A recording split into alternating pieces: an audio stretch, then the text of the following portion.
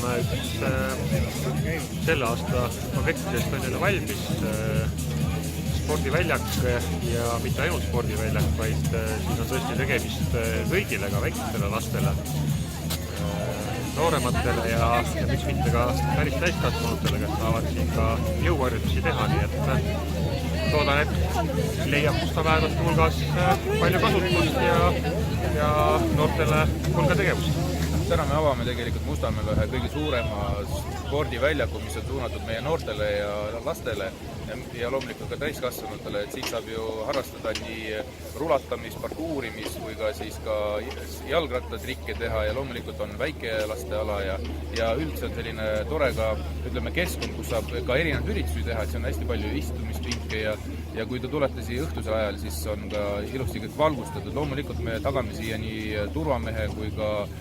heakorraspetsialisti, et ka sellest nagu puudust ei jää, aga mis puudutab seda väljakut, siis see on selline multifunktsionaalne mänguväljak, mida meie noored kindlasti ootasid juba pikki silmi.